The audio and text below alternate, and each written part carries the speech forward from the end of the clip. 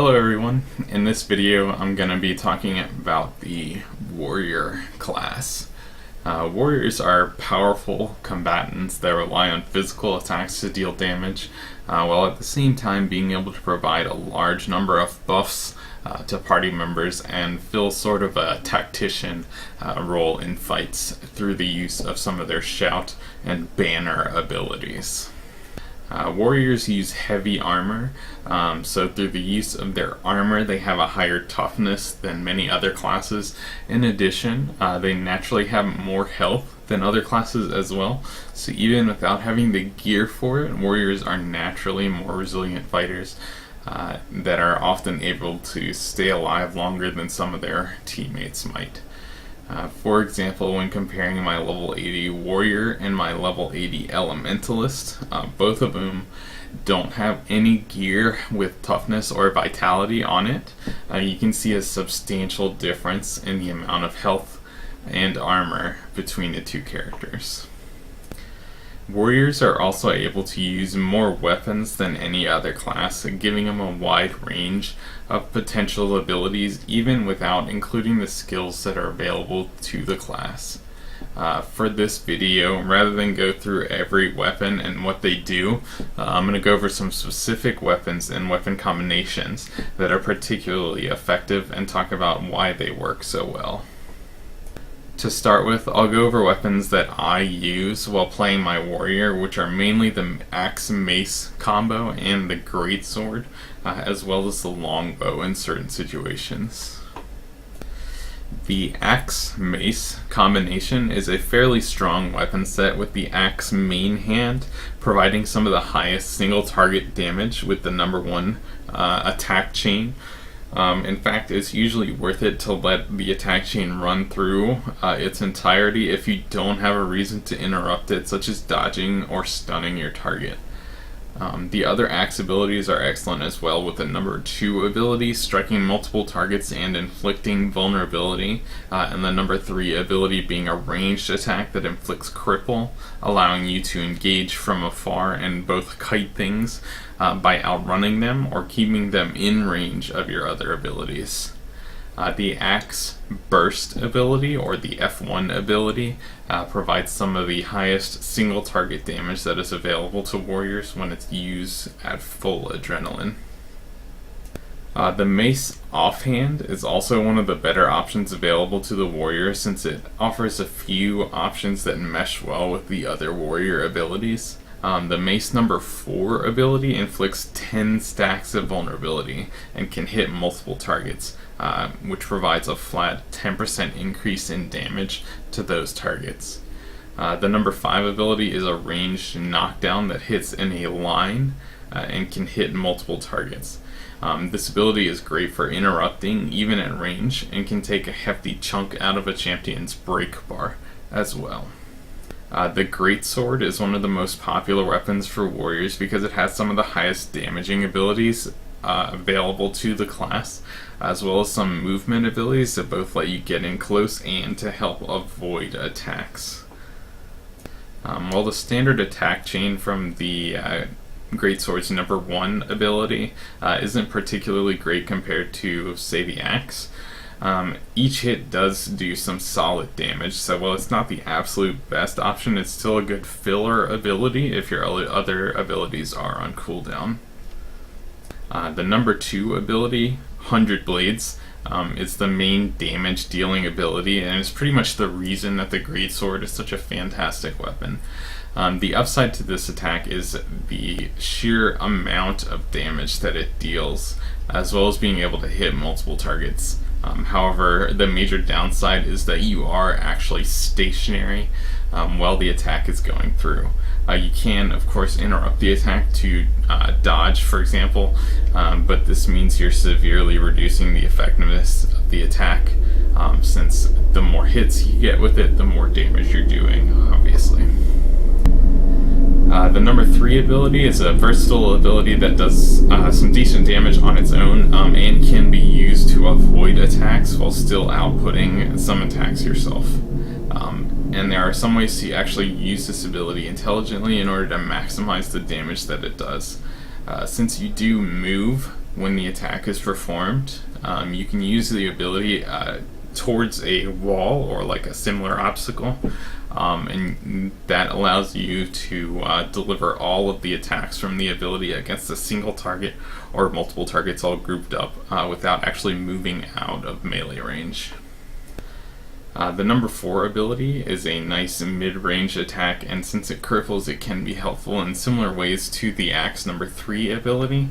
However, for the most part, you're not going to really be using this ability with the greatsword, or in situations where you are at range and you would use this ability, you're basically going to use it and then follow up with the greatsword number 5 ability in order to close the distance, since the number 5 ability is pretty much just a charge to get in melee range, so that you can use essentially the 100 blades ability. In addition, the burst ability for greatsword does a hefty amount of damage in an area around the warrior, and conveniently it does the same amount of damage if you have 1 adrenaline bar versus if you have all 3 filled. The only difference is the duration of the fury buff that you get after you use it. Obviously, the more adrenaline that you have, the longer that the buff lasts. The longbow is an excellent third weapon to have with you for bosses and other enemies where getting close is basically a death sentence, or in situations where an enemy is extremely mobile and trying to use a melee weapon would just result in you dealing little to no damage to your target. I personally prefer the longbow over the rifle because the burst ability is a fire combo field. And the bow has a number of combo finishers, including a blast finisher with the bow number 3 ability. Blast finishers used in a fire field grant might, and applying and spreading might stacks is one of the main ways that warriors are able to fill a support role in a group environment. Other weapons that are good to have on hand are a sword. That's the sword number 2 ability. It's like a forward jump. That can be used in some things like jumping puzzles and similar situations to cross gaps that are normally too far to jump across. A shield as well, since the number 5 ability is a long duration block that can be used to help skip through enemies. Basically, as long as you don't take damage from an enemy, you won't be slowed to that in combat movement speed. So if you can block like ranged attacks and then get out of range, you won't get slowed down. And then finally the war horn, since the war horn number 4 ability is a short cooldown that applies swiftness to you and nearby players. So it's an easy way for warriors to increase movement speed.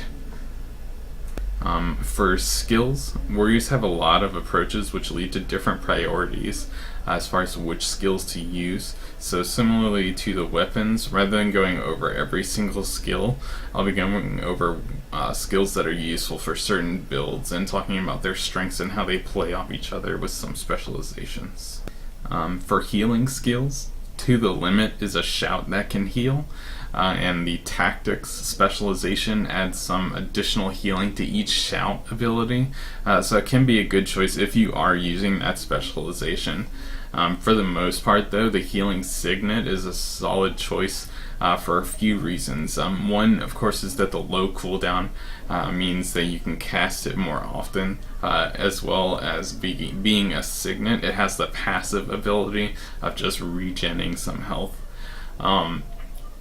In addition, because it is a signet, if you have the arms specialization and specifically the signet mastery ability, when you use the signet to heal yourself, you then increase your critical strike chance, so you're then doing more damage after you're healing yourself. In fact, some builds use this ability on cooldown to stack that mastery buff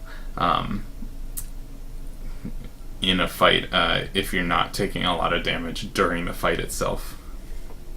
If you do have Heart of Thorns and you have the Berserker spec available, the Rage healing ability, Blood Reckoning, can provide some of the highest healing available to warriors if you use it in the right way.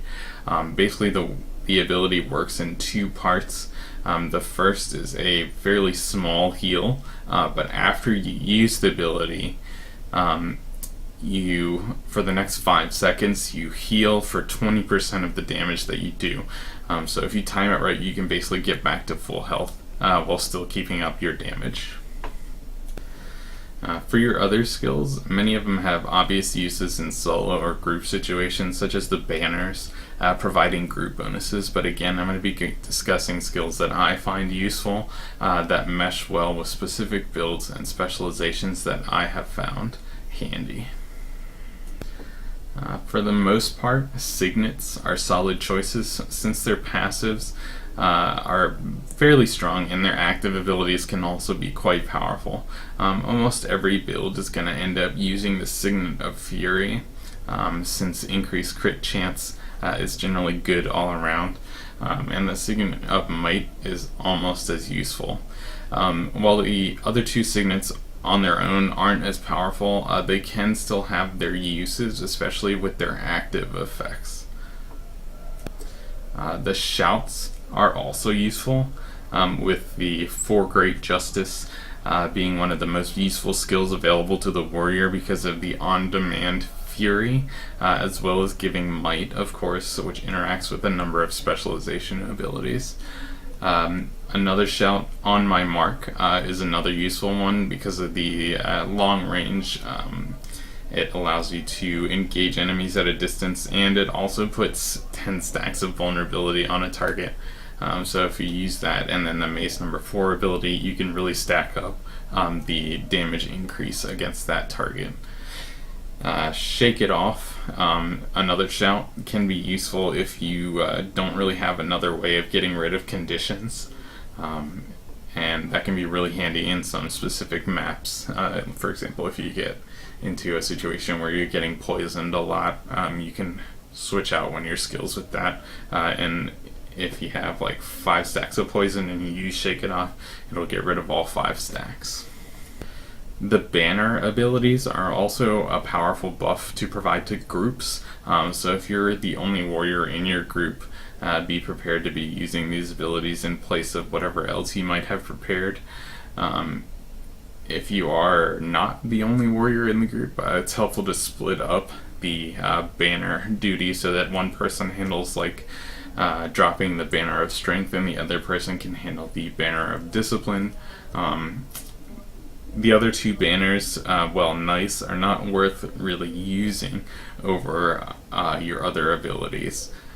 It's also good to familiarize yourself with the abilities you gain when you pick up a banner, such as the number 2 ability when holding the banner of discipline, which provides a fury bonus to the group. In addition, dropping the banners, both by actually using the ability, and then the number 5 ability when you're holding a banner is a blast finisher, so you can smartly use this to provide like area might when you drop it in like a fire combo field. Another ability to be aware of is the Endure Pain ability, which prevents all direct damage for the next 4 seconds. If you have the spare skill slot to equip this ability, you can use it to ignore some mechanics on fights, but usually you won't be able to spare the slot to have this available, unfortunately. The rage abilities that you gain from Berserker are all fairly good, providing a few different bonuses such as another interrupt or a way to reflect projectiles. However, one of the major appeals for these abilities is that they can rapidly refill your adrenaline bar. If you do have the Berserker spec available, being able to have better control over when you can actually go berserk is extremely handy, since you do deal a lot more damage while berserking. For elite skills in general, they're all good choices except for Rampage.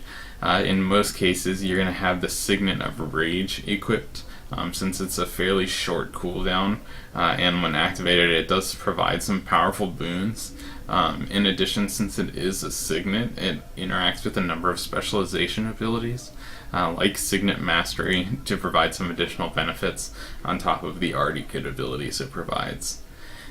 When you're in a group, though, you may find yourself using the battle standard, but although it is a powerful banner, the long cooldown means you're mainly using this for its ability to instantly revive 5 party members. As a warrior, since you are more tanky than other classes, you might find a situation where you're the only one to survive a big attack. In that case, being able to bring everybody back to life is really handy.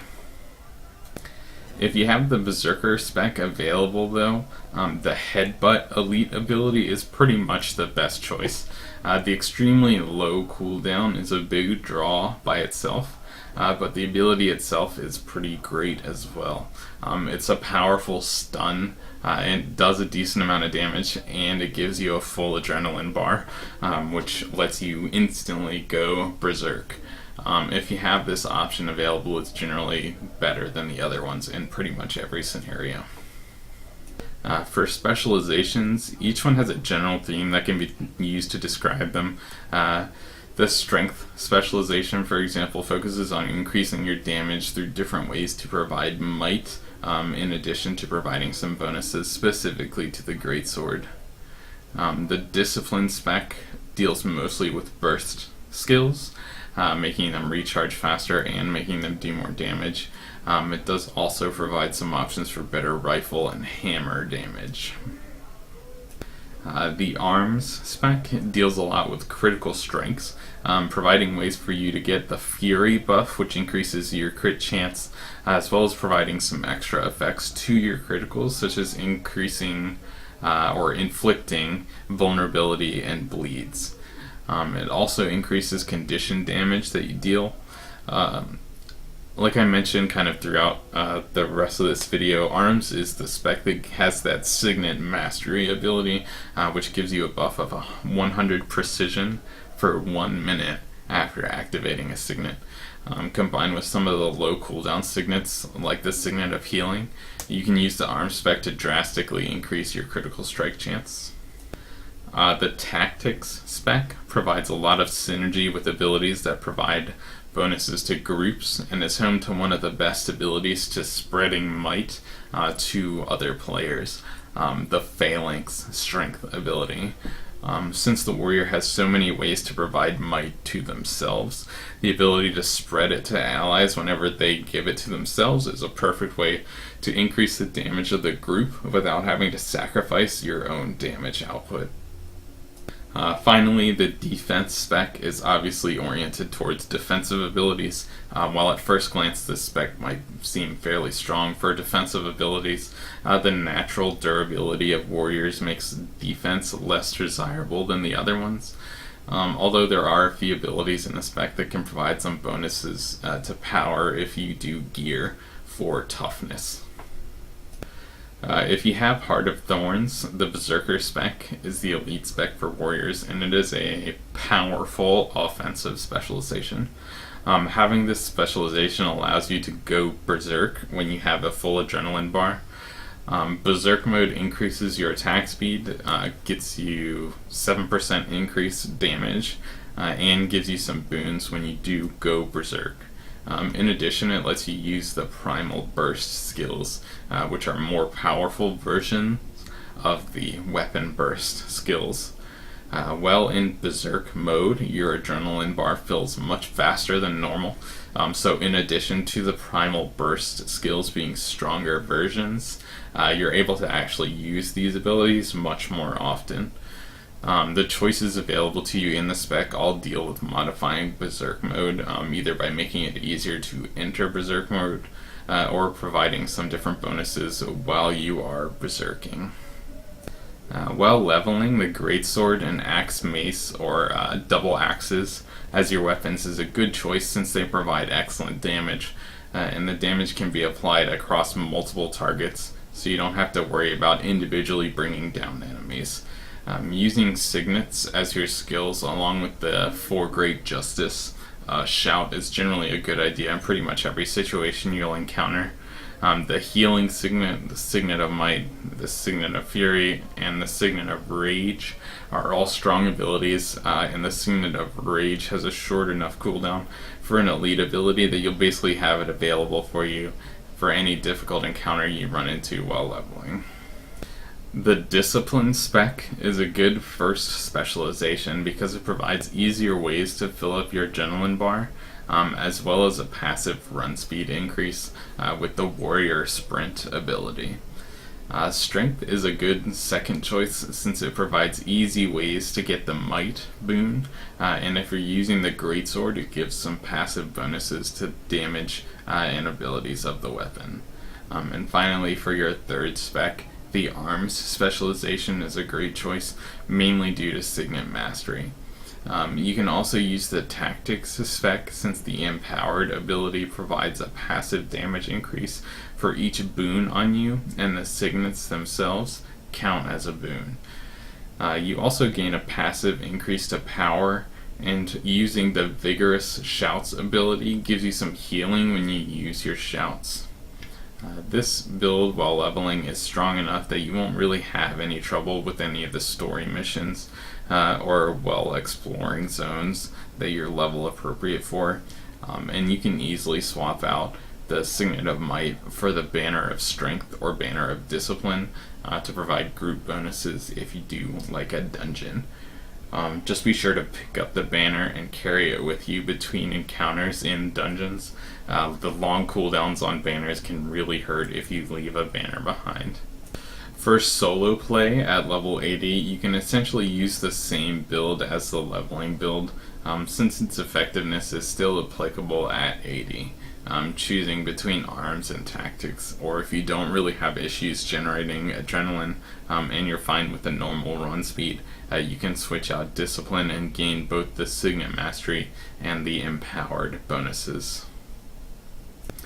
If you have berserker available, the build that I personally use is strength, discipline, and berserker, since being able to quickly gain adrenaline through the discipline spec lets me get into berserker mode pretty much on cooldown, which makes my damage output pretty high, and it's definitely more than enough for playing solo at 80. I switch out my elite from the signet of rage to headbutt and my healing skill to blood reckoning, and instead of for great justice, I'll usually switch around between the rage skills, but my current favorite is shattering blow, since if you get the timing down you can use it to block as well as another adrenaline generating skill. For groups, one of the best builds available for warriors is based around the phalanx strength ability and the tactics specialization. This ability grants might to nearby players whenever you grant it to yourself.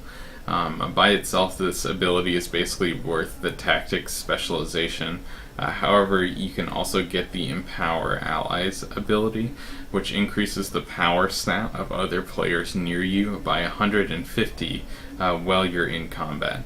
Combined with the Strength Discipline with Restorative Strength and Forceful Greatsword, you can have some reliable ways to give yourself might on a regular basis. With the Arms spec as your third spec and using Signet Mastery, you can spike your critical strike chance pretty high to the point where you can actually get over 100% crit chance. Since you're getting might whenever you crit with a greatsword, you're basically pulsing might out to your group non-stop with that build. For berserkers, the only difference in the phalanx strength build is that instead of arms, you're going to be using the berserker spec. Since signet mastery isn't a part of your skill set anymore, you can switch out your signets with other abilities such as headbutt and blood reckoning. You'll be gaining might pretty regularly by getting into berserker mode as often as possible. And because of this, you'll also be contributing a sizable amount to the damage that your group is outputting. And that pretty much covers warriors. They are definitely one of my favorite classes, and the Berserker Elite specialization makes the class feel like this unstoppable juggernaut that just brutalizes their enemies. Thanks for watching. I hope you learned something.